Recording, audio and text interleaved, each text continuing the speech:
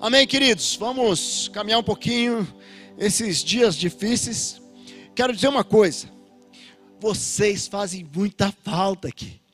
Queridos, ver esse salão vazio dá um aperto no nosso coração, mas nós sabemos que isso é temporário. Aleluia, isso vai passar. Vai chegar um tempo que nós vamos estar aqui reunidos de novo, num grande coro, louvando e adorando ao Senhor, e podendo ter tempo especial com o Senhor. Não que hoje não vai ser, e hoje eu creio que Deus tem algo muito especial para falar ao teu coração. Nesses dias que nós estamos vivendo, muitas pessoas estão muito apreensivas. Nós estamos num momento muito difícil, um momento de pandemia, de uma adversidade que pegou o pico desde o início da pandemia no ano passado. Nós completamos um ano e parece que veio uma nova onda, e uma onda assustadora. E esse é o momento onde muitas pessoas estão enfrentando muitas adversidades. Então, de repente, você está aí na sua casa, você tem enfrentado lutas, sabe, os filhos se empolgaram com a escola, começaram ali, foram uma semana, duas, já fecha tudo. O trabalho começou a reagir, agora vai, de repente fecha tudo. De repente agora o nosso relacionamento está tudo andando bem, de repente vem uma situação e as adversidades elas acabam contaminando.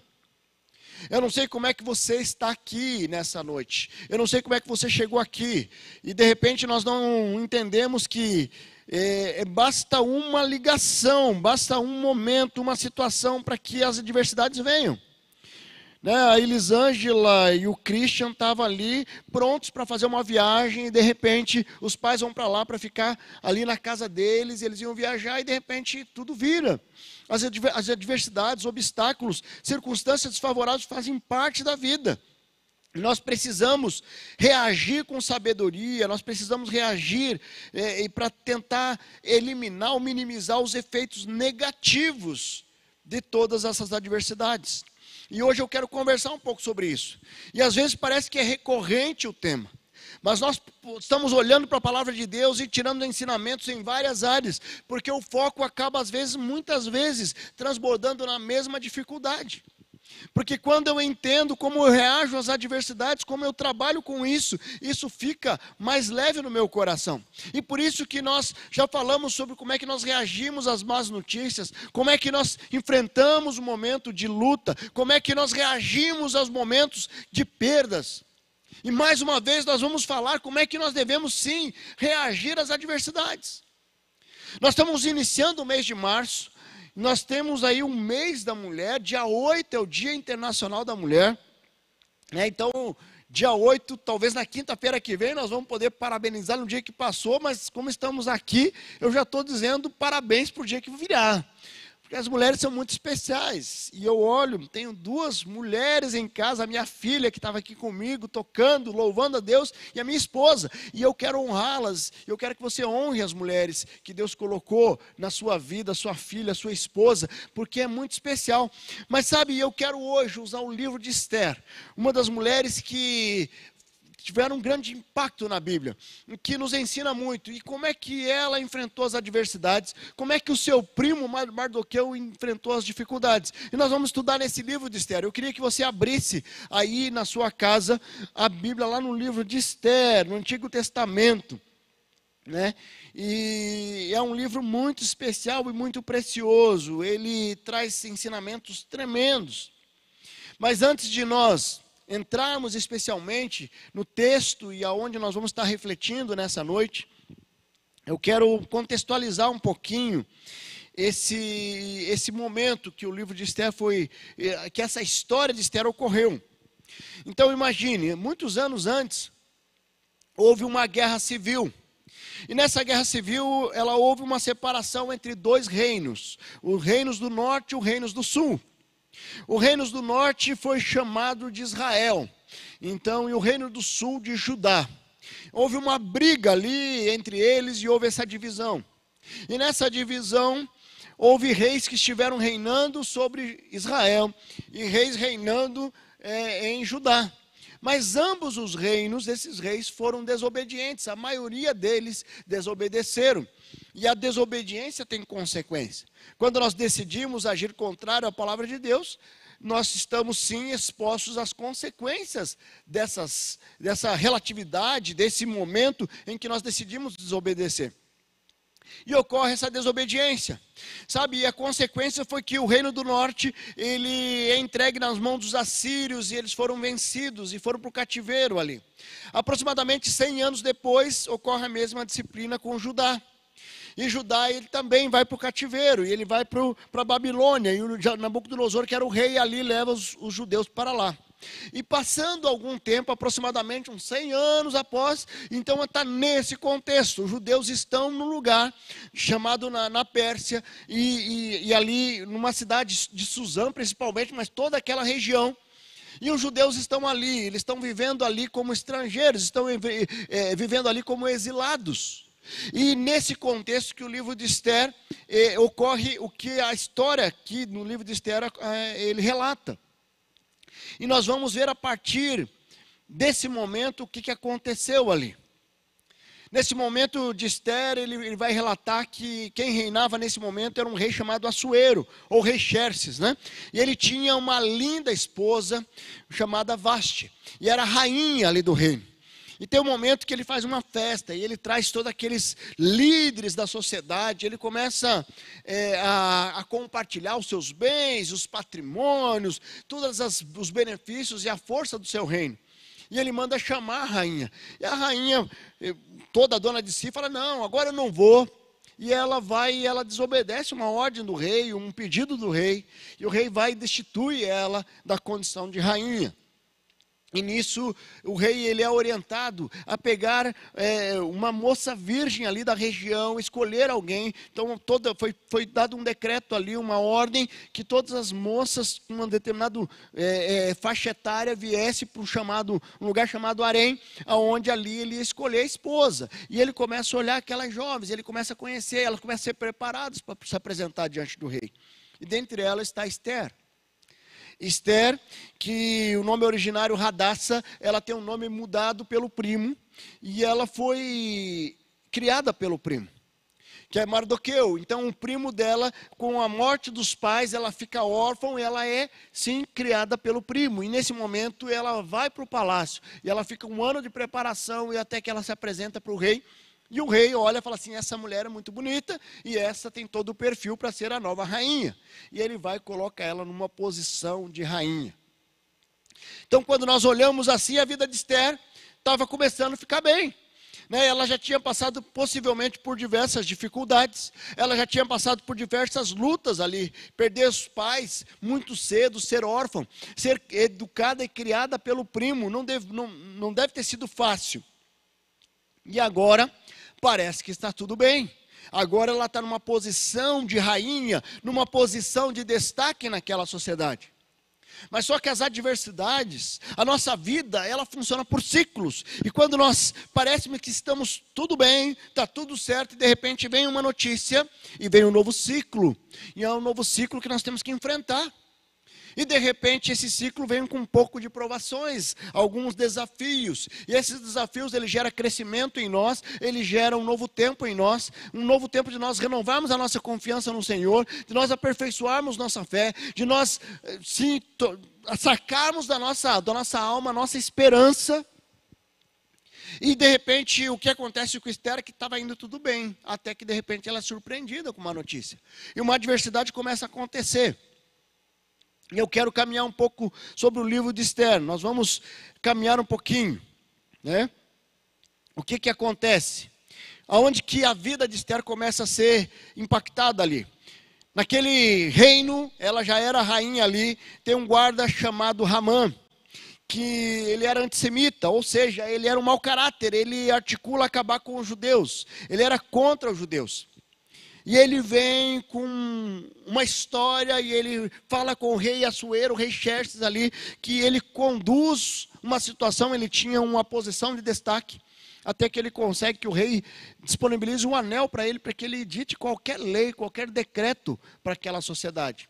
E como ele queria acabar com os judeus, ele inventa uma história, e ele vai lá e edita um decreto, onde deveria matar todos os judeus daquela região. Então ele estava construindo lá uma forca onde ele ia acabar com todos os judeus. Então havia uma ordem que aonde toda a família, toda a linhagem, toda a geração de Ester, todo aquele povo judeu que estavam lá como exilados, eles seriam eliminados. Eles seriam exterminados por um decreto do rei. E aí começa a grande adversidade.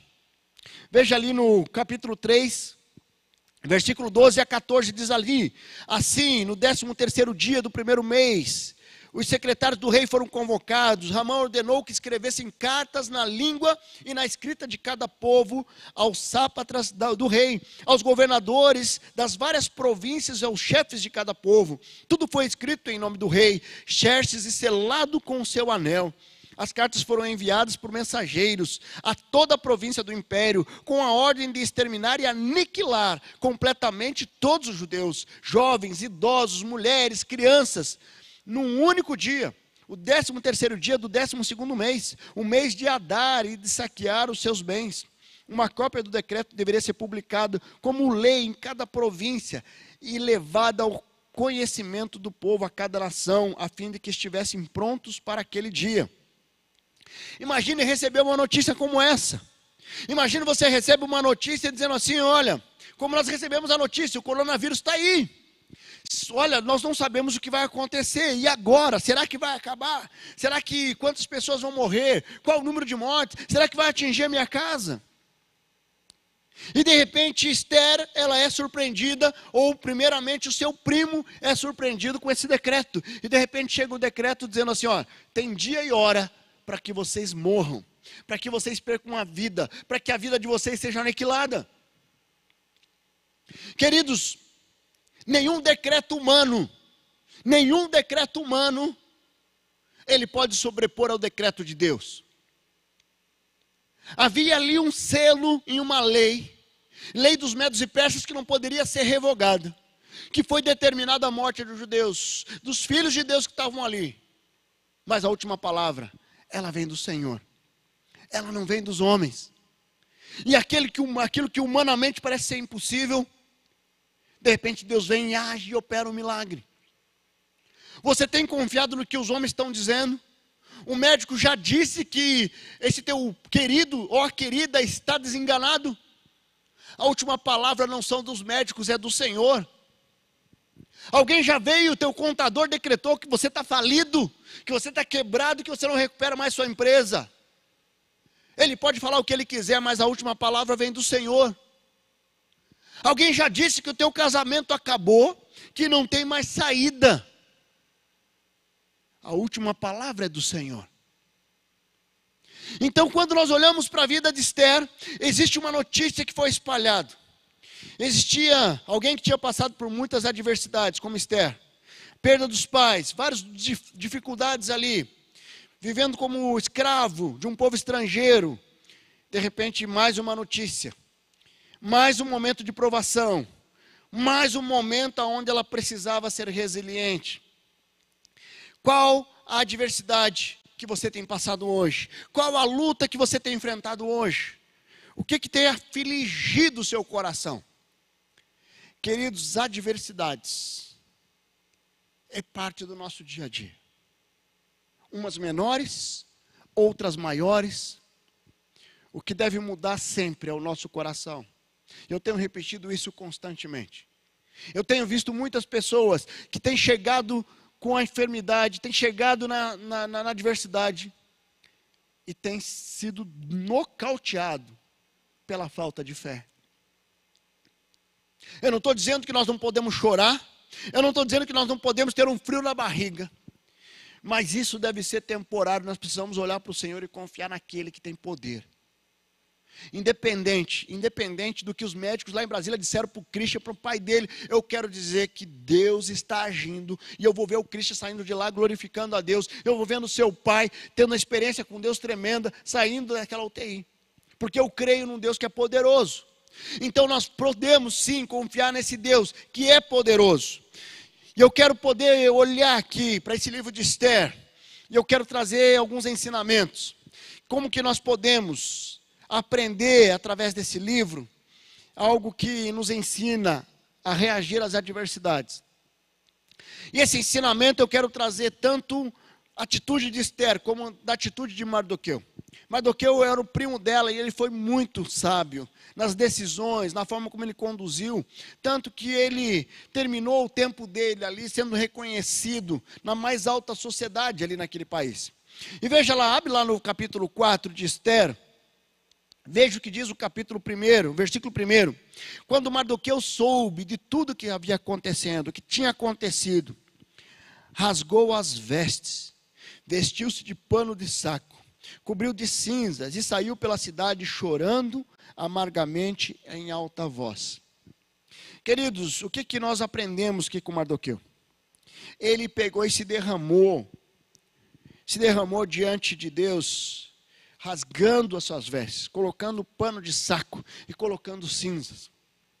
O colocar pano de saco e colocar cinzas tem a conotação de um arrependimento e do pedido de humilhação diante de Deus, do pedido de socorro. Hoje nós não andamos com pano de saco, não andamos com cinza na cabeça. Mas nós podemos sim pedir perdão a Deus dos nossos pecados e podemos nos humilhar debaixo da poderosa mão de Deus.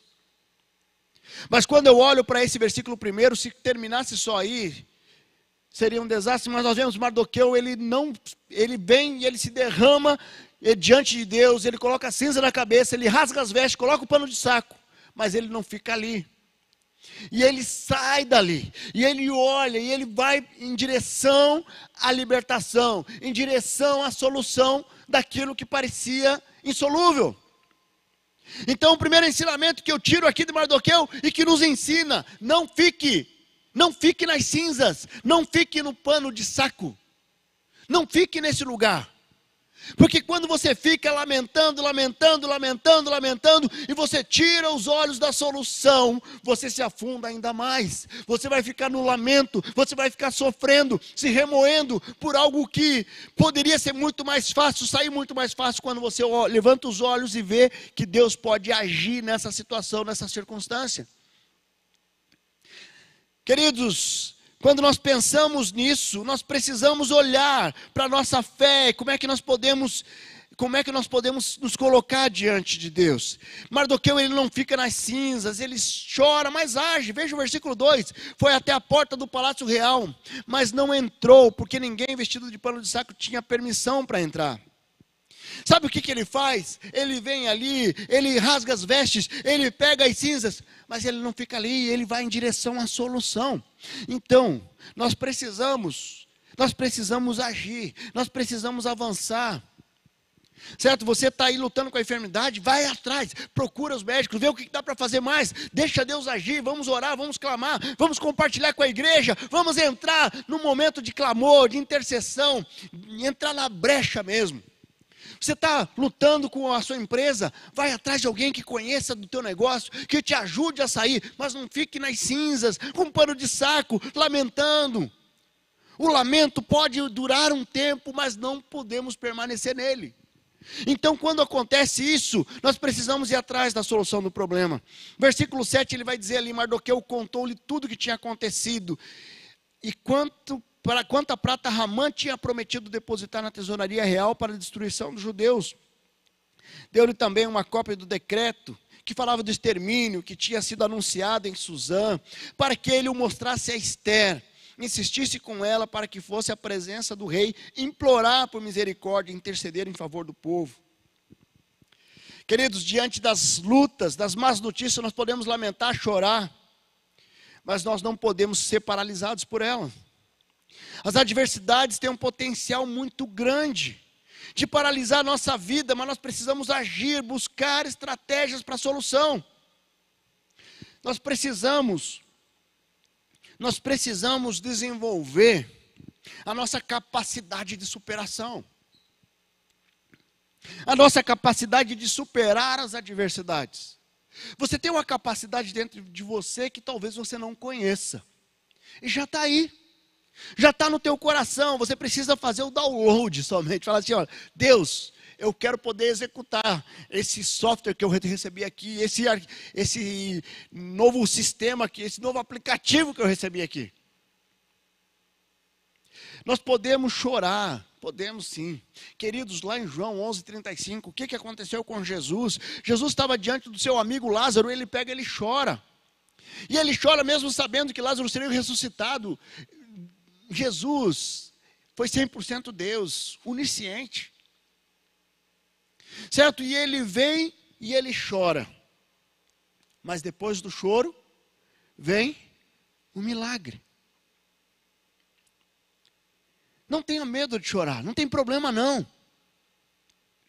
Não tem problema de se prantear diante do Senhor, não tem problema não. Mas não chore sozinho. Não chore sozinho. Vamos chorar juntos. Nós estamos como igreja aqui para te abraçar, para cuidar de você. Sabe, nós queremos sim que você chore, mas chore não ficando muito debaixo ou ali deitado nas lágrimas, mas olhando para o Senhor e deixando o Senhor enxugar suas lágrimas para que você veja o sobrenatural de Deus agindo na sua vida.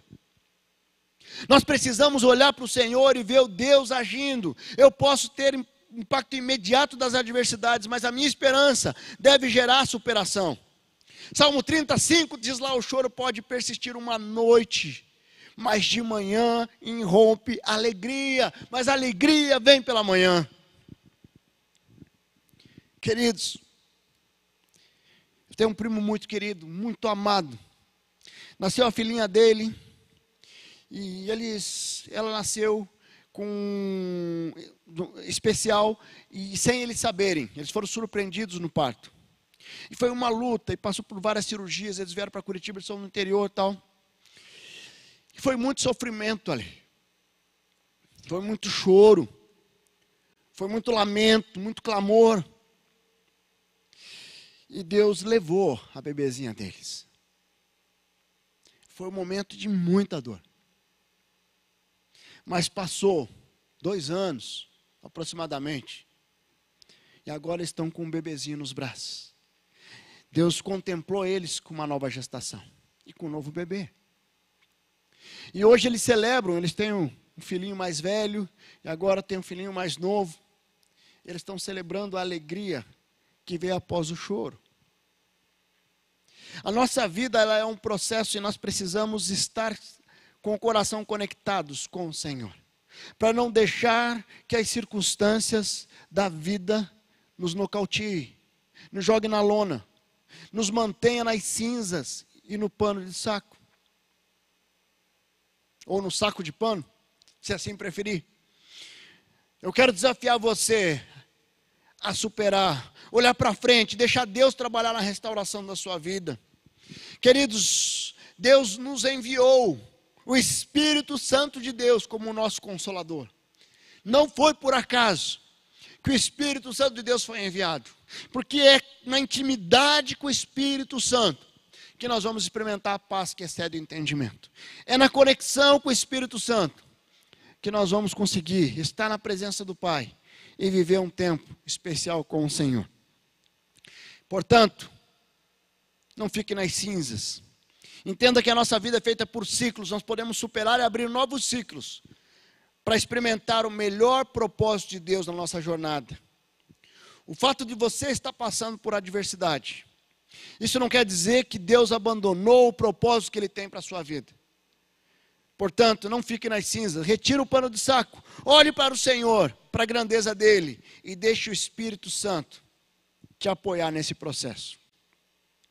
E esse é o primeiro desafio que eu coloco para você, que está aqui nessa noite. Queridos, e tem um segundo desafio que eu queria compartilhar aqui. Tem um segundo desafio que eu queria compartilhar, está lá no mesmo capítulo 4. E o meu desafio é: confie no Senhor além da lógica humana. Veja ali no versículo, a partir do versículo 9, ele vai dizer ali: Hatá retornou o relato a Esther, tudo que Mardoqueu lhe tinha dito. Então ela instruiu que dissesse o seguinte a Mardoqueu. Olha a resposta de Esther. Todos os oficiais do rei e o povo da província do império sabem que existe somente uma lei para qualquer homem ou mulher que se aproxime do rei no pátio interno, sem que ele seja chamado, será morto.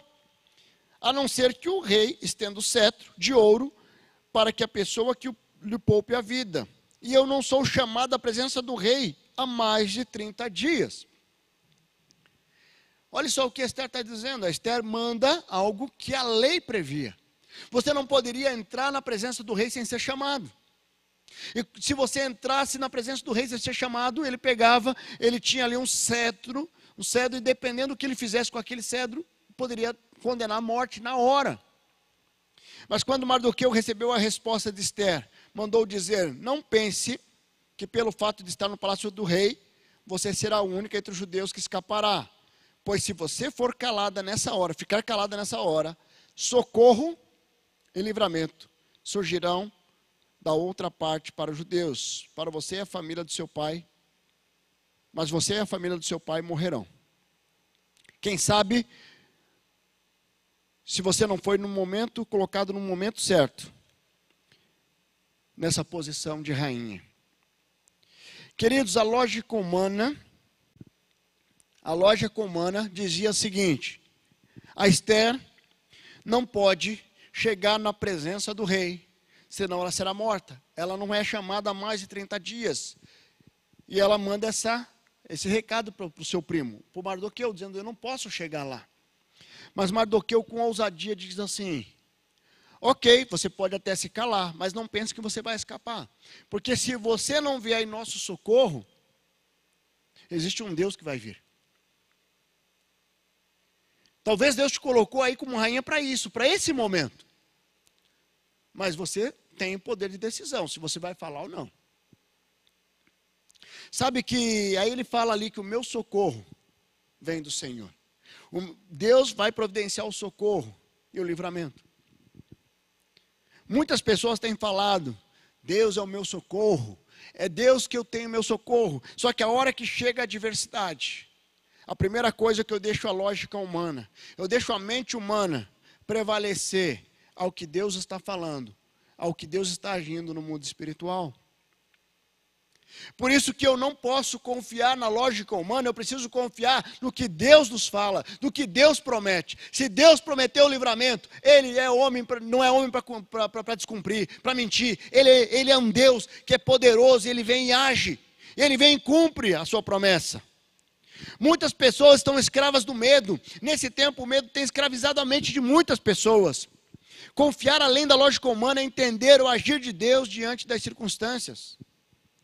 Queridos, quando nós olhamos para a palavra de Deus, e nós olhamos como é que é essa confiança no Senhor.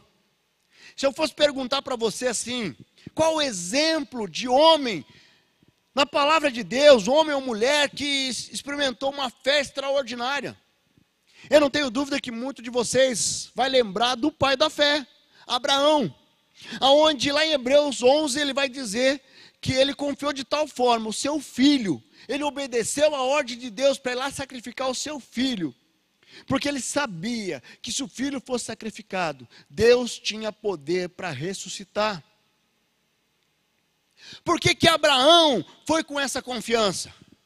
Porque havia uma promessa de Deus, que a partir de Abraão iria ser formada uma grande geração. E ele sabia que Deus não iria mentir naquela situação. Porque Deus não é homem para mentir. Você sabe por que Deus não é homem para mentir? Você já viu por exemplo, um elefante voando? Já viu um elefante voando? Por que o elefante não voa? Porque não é da natureza dele, ele não foi gerado para isso, ele não foi criado para isso. Agora Deus, que sempre existiu, que é o Criador do céu e da terra, um dos seus atributos é a fidelidade, a verdade. Queridos, Ele não mente porque a mentira é contra a natureza dele, e Ele não pode agir contra a sua natureza.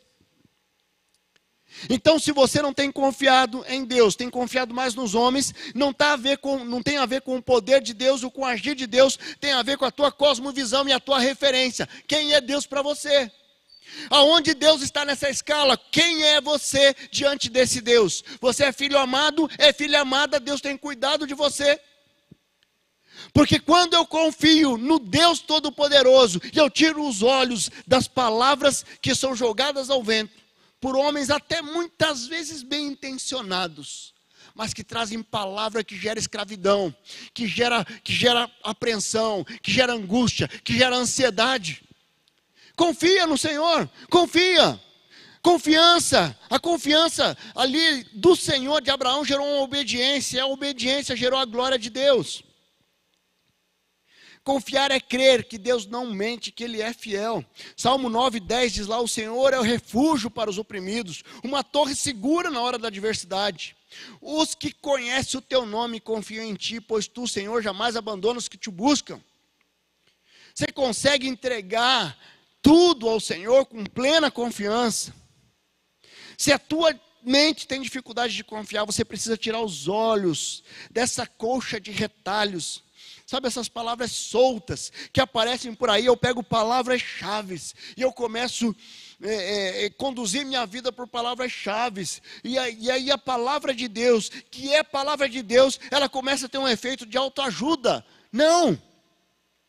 Abandone isso, queridos. Nós precisamos de comida sólida. Nós precisamos conhecer a Deus, a essência de Deus, a intimidade com Deus, porque é essa intimidade que vai aperfeiçoar a tua fé, é essa intimidade que vai fazer você reagir às adversidades com uma confiança inabalável. Porque esse momento ruim que você está passando vai passar. Vai chegar um momento que isso não vai existir. Não vai existir mais.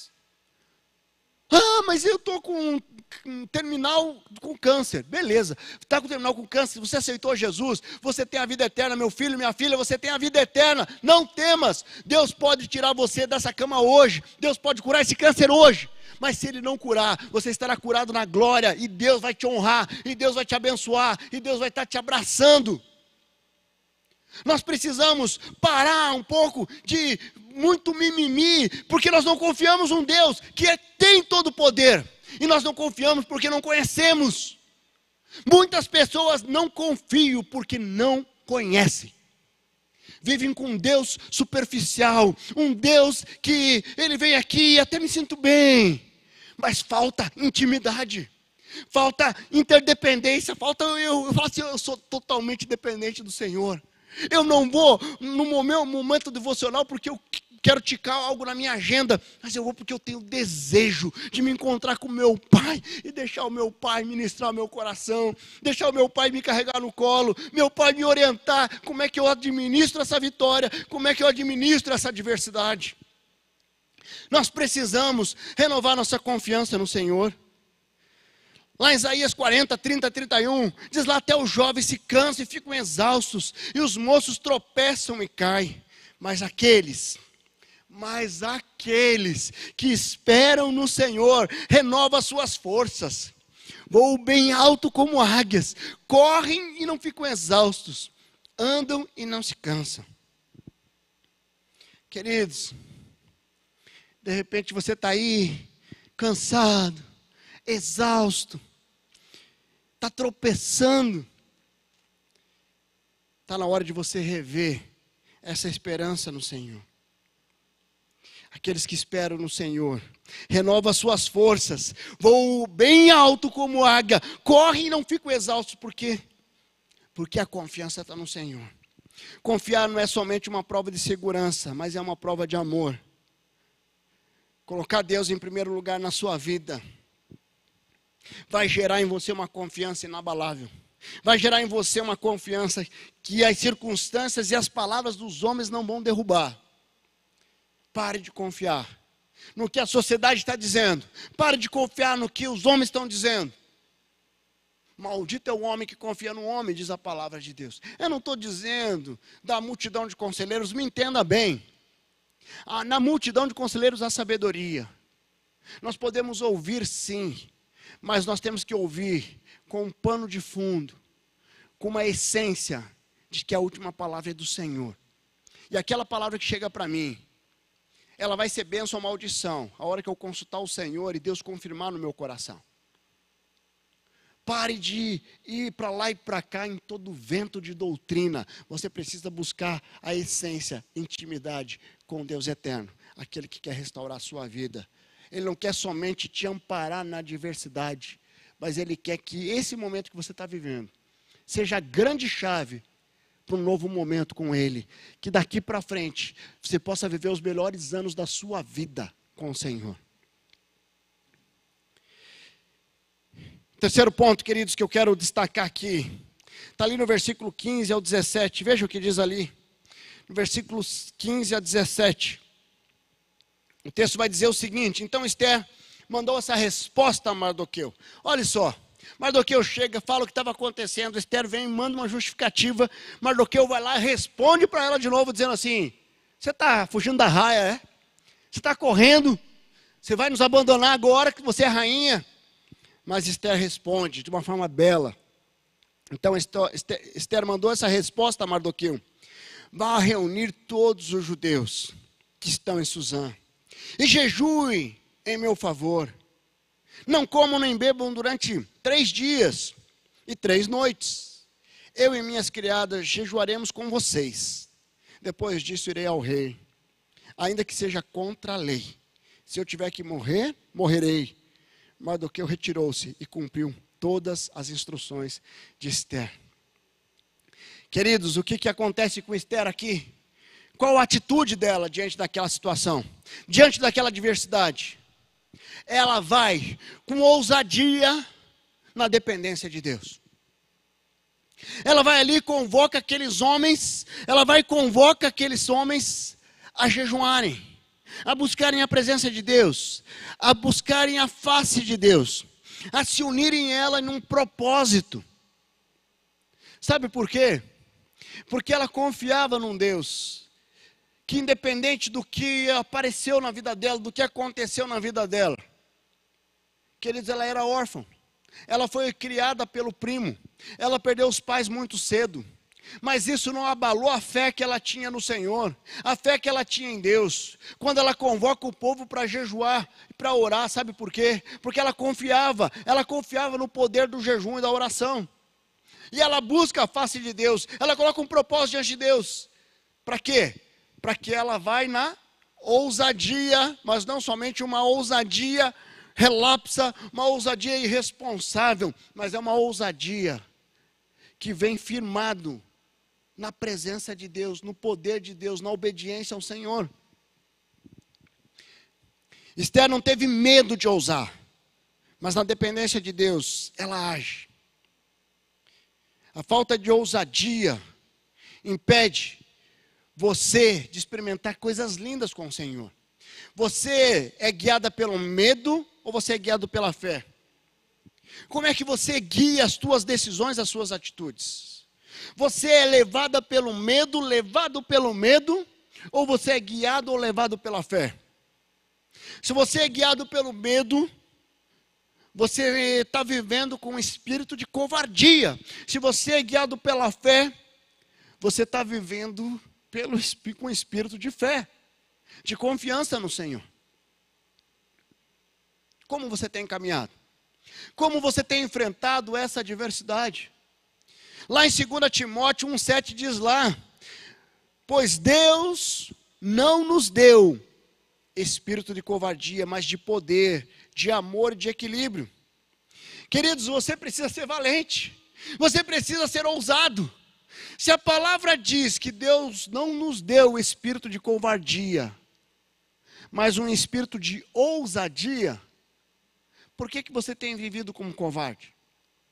Se o Espírito já está em você, o nosso Espírito que é eterno, quando nós aceitamos a Jesus como Senhor e Salvador, nesse Espírito que é eterno, quando nós entregamos a vida ao Senhor, Ele tem algo dado por Deus, que é ousadia. E eu deixo de ter ousadia quando eu sou dominado pelo medo, quando eu olho para as circunstâncias, eu olho para as tempestades da vida, e isso tira o meu centro, tira o meu equilíbrio. E aí de repente eu me vejo vacilando na minha fé. Você tem vacilado na fé, você precisa ser valente, você precisa abandonar isso. 1 João 4,18 diz lá que no amor não há medo, pelo contrário, o perfeito amor expulsa o medo, porque o medo supõe castigo, aquele que tem medo não está aperfeiçoado no amor. Queridos, a ousadia não é só uma questão de coragem. A ousadia, entenda bem. A ousadia não é só uma questão de coragem. Ela é uma consequência do amor. Se o amor afasta todo o medo, ou seja, o amor me deixa corajoso. Não é eu estar bombadão, ir lá, puxar ferro, ficar fortão, e agora vem faixa preta de jiu-jitsu, de muay thai, de não sei o quê, artes marciais, não é isso que me deixa corajoso, não. O que me deixa coragem é o amor. Dá uma olhadinha no teu contexto. Quando meus filhos olham para mim, e eles veem o meu amor por eles, eles se enchem de coragem. Eu estou junto ali, se eu falo assim, filho, vai lá, ele vai. Por quê? Porque ele confia, porque existe um amor, ele sabe que se acontecer alguma coisa, eu vou estar junto com ele.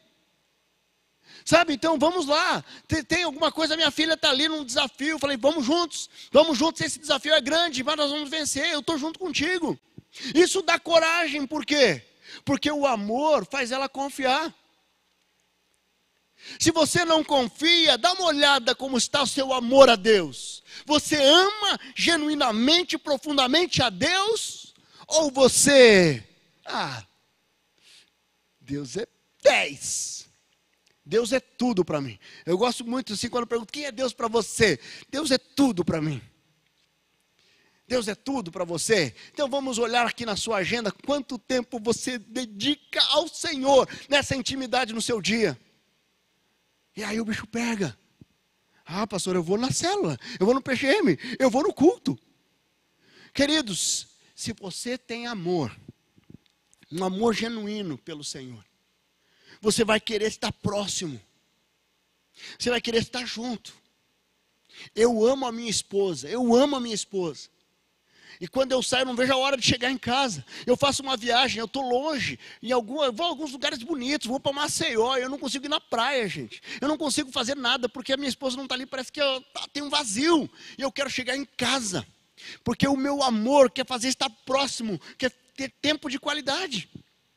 Agora, como é que o seu amor com Deus não te leva a ter tempo de qualidade com Ele?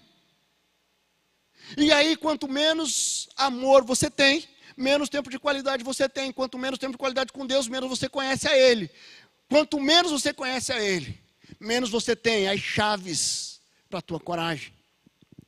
Porque ter ousadia e ter coragem requer conhecer o Deus que é todo poderoso e que Ele age e capacita você para avançar, para superar as adversidades, para superar os obstáculos, para passar pela luta, confiando no Senhor que é todo poderoso. Queridos, qual o desafio que você tem nessa noite? Eu quero aqui finalizar. De repente você está aqui nessa noite, você tem passado por adversidades, você tem passado por lutas, você tem passado por grandes dificuldades. E o que está faltando a você é ousadia. Ousadia para agir na dependência de Deus. O que está faltando para você é coragem realmente para você confiar no Senhor além das lógicas humanas. O que está faltando para você é você não permanecer nas cinzas e no pano de saco. Você pode fechar seus olhos? Você que está aqui nessa noite, eu quero trazer um desafio aqui para você. Quero trazer um desafio para que você possa se colocar diante do Senhor agora nesse momento. De repente você está aqui nessa noite, está aqui no YouTube, no Facebook, e você nunca entregou a vida ao Senhor Jesus. E eu quero te desafiar a fazer isso agora. Eu quero te desafiar a colocar o teu coração diante do Senhor agora. Eu queria que você fechasse seus olhos onde você está. E que você pudesse fazer uma oração aí. De repente você está passando pela luta, pela adversidade, o que Deus tocou no teu coração é que você precisa entregar sua vida a Ele. Você nunca tomou uma decisão de entrega. Você precisa fazer isso hoje. Eu queria desafiar você a fazer uma oração comigo. Dizendo, Senhor Jesus, eu reconheço que eu sou pecador, eu reconheço que eu tenho me perdido ao tentar levar a vida do meu jeito. Eu quero reconhecer que o Senhor é meu único e suficiente Salvador. Eu quero entregar minha vida ao Senhor. Eu quero poder viver um novo tempo com o Senhor. Eu quero poder viver um novo momento com o Senhor. Essa é a minha oração em nome de Jesus. Você fez essa oração? Queria que você compartilhasse aqui no chat. Eu quero orar por você. Se você fez essa oração entregando a vida ao Senhor, coloca aqui: eu entreguei. Só coloca assim: eu entreguei. Eu entreguei minha vida. Coloque aqui no chat se Deus está falando no teu coração hoje. Eu quero poder orar com você. Eu quero orar pela sua vida. Eu quero orar para que Deus confirme no teu coração essa entrega. Você está tomando essa decisão nessa noite? Não deixe de colocar aqui. Eu quero poder orar pela sua vida. Eu quero poder orar pela sua decisão. Eu tenho um outro desafio para você que está aqui e de repente você tem passado pela adversidade. Você continua nas cinzas, no pano de saco. Está na hora de você confiar no Senhor. Está na hora de você ser ousado na presença de Deus. Ó, Everson, você entregou, meu querido. Deus abençoe. Eu quero orar pela sua vida. Tem mais alguém que entregou a vida ao Senhor Jesus aqui? Compartilha aqui no chat. Como o Everson colocou aqui, coloque aqui. Nós queremos orar por você. Nós queremos clamar pela sua vida. Agora você que está aqui, de repente você precisa sair desse lamento. Você precisa sair desse lugar. Um lugar de mimimi. Um lugar de... Você precisa olhar para cima e falar assim: eu vou enfrentar com ousadia os desafios que tenho se apresentado diante de mim. Eu vou enfrentar com desafios as adversidades que têm se apresentado diante de mim. O que você tem? Deus falou teu coração hoje. Como é que Deus falou teu coração hoje, que você precisa hoje colocar diante do Senhor? De repente você está aqui e você precisa entregar a sua vida, áreas da sua vida que você tem enfrentado, que você tem tentado resolver do teu jeito. Eu estou aqui no Facebook também, para ver se tem alguém aqui que está entregando a vida ao Senhor hoje, está tomando alguma decisão hoje. Coloque aqui. Queridos, eu quero orar pela sua vida. Você está tomando uma decisão hoje. Você precisa sair das cinzas, desse pano de saco. Você precisa confiar no Senhor, independente da lógica humana. Você precisa agir com ousadia na dependência de Deus. Eu quero orar. Ó, a Ângela colocou: minha vida está entregue a Deus. Glória a Deus. Glória a Deus. Glória a Deus. A Aida colocou aqui: eu quero servir ao Senhor em nome de Jesus, para a honra e glória do Senhor, com ousadia. Já estou salva, mas quero tempo de qualidade com Ele. Glória a Deus, Aida. Que Deus possa confirmar no teu coração essa decisão. Eu quero orar. Feche seus olhos. Nós vamos orar e vamos clamar. Eu quero orar pela decisão do Everson. Quero orar pela decisão da Ângela, pela decisão da Eda. Eu quero colocar diante do Senhor essas vidas. Vamos clamar. Deus amado, muito obrigado. Nós louvamos ao Senhor porque o Senhor nos desafia a viver uma vida completamente ousada na dependência do Senhor. Obrigado, Senhor, porque o Senhor nos ensina tanto a passar pelas adversidades, a enfrentar as adversidades confiando no Senhor, confiando no seu poder, confiando que o Senhor não é homem para mentir. O Senhor é um Deus que fala a verdade e que nos promete cuidado, amor, honra. Louvado seja o Senhor. Deus, eu quero clamar, ó Deus, pela vida do Everson, pela vida da Ângela, pela vida da Eda, das decisões que foram tomadas nessa noite, decisões de entrega da vida ao Senhor, decisões de servir ao Senhor, de buscar mais intimidade, todas as demais decisões que ocorreram nessa noite, nós entregamos e colocamos no seu altar. Louvado seja o Senhor. Deus, que possamos ter aqui homens e mulheres que saiam dessa noite, desse culto, confiando, com ousadia, com uma ousadia como Esther, que não tem medo das circunstâncias, não tem medo do que os homens falam, mas confiam no Senhor, que agem na dependência do Senhor, que agem sim, para a honra e glória do Senhor. Oh Deus amado, muito obrigado, Senhor. Nós louvamos ao Senhor porque o Senhor é Deus. O Senhor é tremendo. O Senhor renova a nossa fé. O amor ao Senhor renova a nossa esperança. Louvado seja o Senhor. Abençoa, Deus, cada família aqui representada. Abençoe, Deus, que eles possam buscar cada dia mais intimidade, honra do Senhor. Que eles possam sim conhecer mais ao Senhor, para ter conhecimento e ousadia, para avançar não deixar ser dominado pelo medo, dominado pela lamentação, mas sim olhar para o Senhor e viver para a honra e glória do Senhor com ousadia, olhando para cima. Louvado seja o Senhor. Muito obrigado, Deus, por esse tempo. E agora, Senhor, recebe o nosso louvor, que nos fala que nós nos rendemos ao Senhor, e nós queremos sim nos render ao Senhor nesse tempo, para a honra e glória do Senhor, em nome de Jesus. Amém. Amém. Que Deus abençoe, queridos. Você que tomou uma decisão ao lado do Senhor, não deixe de mandar a mensagem aí. Nós queremos ajudar nesse processo. Vamos adorar ao Senhor.